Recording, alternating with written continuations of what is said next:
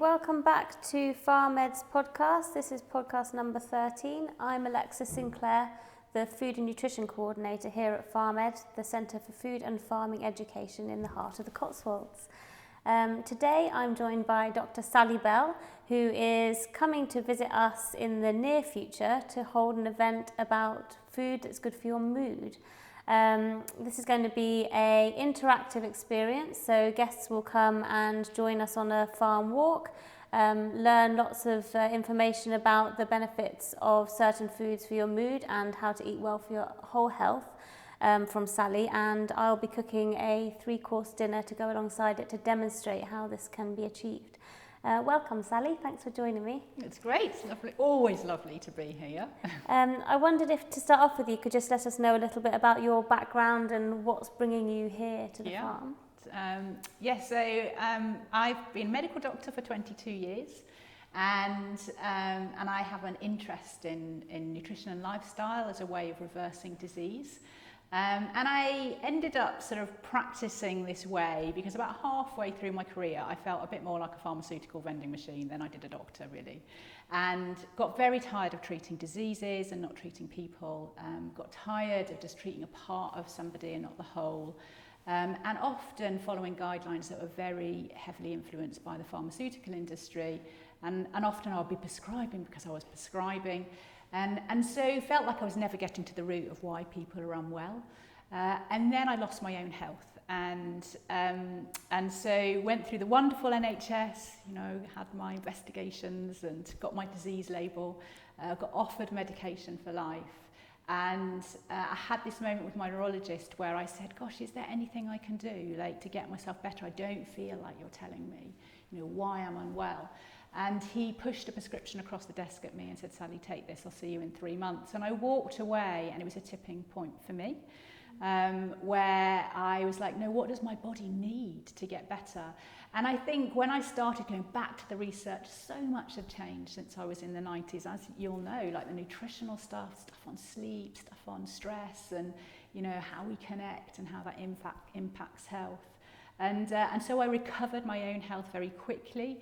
And realised that, the majority of the disease that we're burdened with, as a nation is chronic disease.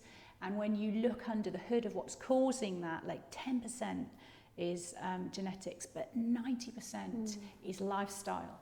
And we need to understand lifestyle problem, we need a lifestyle solution.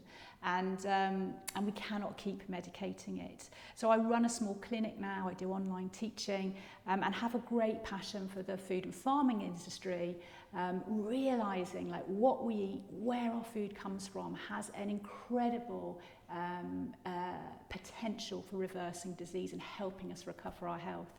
So I find myself here because this is everything I love in terms of how you farm, your passion for food, and so very aligned in terms of heart and value. So really excited to be part of the events that are coming up.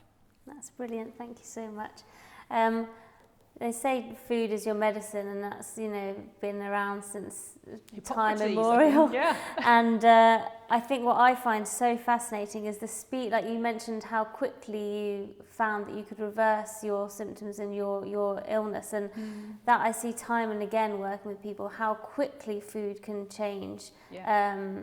Whether it is a disease or whether it's just to bring you to better health. Yeah. And actually that some very small, simple changes to the way that people eat and the way that they understand food can have an enormous lifelong impact. Yeah.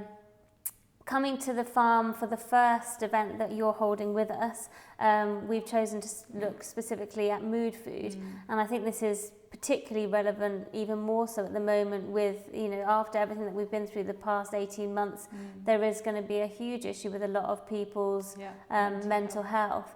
Can you tell us a bit about what people will be able to learn at the event and how food does impact mood? So, first of all, I completely agree with you. My experience over the last 10 years is get people sleeping, get them eating a whole food diet, get them managing their stress. Simple things can have a profound effect on disease. And I think the reason that nutrition is so important, not just with mental health, but with our whole health, is that we actually have an inbuilt ability to stay cancer-free, you know, for our immunity to fight infection, to balance our mood, you know, to help us with our creativity and our productivity. But that inbuilt system, it requires building blocks, and those building blocks come from our food in the form of our fats and our proteins, and our, you know, and our minerals and you know, different nutrients. And I think as a nation, although we are the fattest nation in Europe, unfortunately, we are also very malnourished. We have lots of calories, but they're devoid, you know, of good nutrients. And actually, so when we're thinking, you know, of coming together and talking about mood food, yes, our body, you know, needs certain nutrients that maintain our mood. But more than that, you know, we now understand in the science, you know, this thing called our gut microbiome, which is all this wonderful bacteria that we have in our guts. And we know that when they're healthy and when they're fed well, they maintain our mood too. Actually, like probably 70, some studies up to 90% of our happy hormones are made in our gut. So when we start thinking, how do I feed our gut and how do I give my body the right micronutrients, our body can do what it's good at, which is maintain mood. So we're going to look at that. We're going to look about how to eat for a happy gut, what do we need to maintain, you know, our mental health and make all of those happy hormones in the first place. And we're going to eat some amazing food as we do it. A win-win. Brilliant, yeah. I think also for me, one of the factors that we need to consider is how it can seem quite overwhelming for people to make these big changes and to be looking into maybe things that they're not used to eating and so on. And, you know, even as a nutritionist, I'll get into rabbit holes of learning about different things, and all of a sudden there's so much information and you can get so deep into it, and then it kind of feels like, oh, maybe I should just go back to what I know, and it's all a bit too much. And I think for me, one of the really important things that we'll try and demonstrate during the course is how simple it can actually be.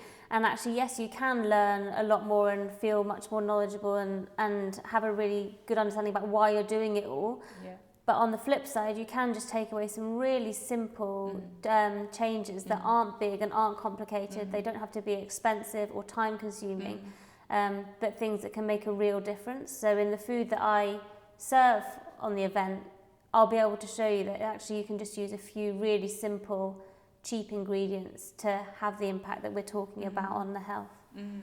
No, which is really exciting. And I do think, like, you know, you'll understand this, like there's almost like nutritional wars out there. Like you start to look to try and work out, gosh, how can I make better decisions about food? And then you're like, well, Professor so-and-so says high fat's great, and then equally Professor so-and-so says low fat, and it is really, really confusing. And you know, even as a medic, I remember on my own journey when I kind of woke up to the fact that nutrition mattered, you know, I found it deeply confusing. But I do think there are some very simple messages that can have a profound effect on the health of our nation.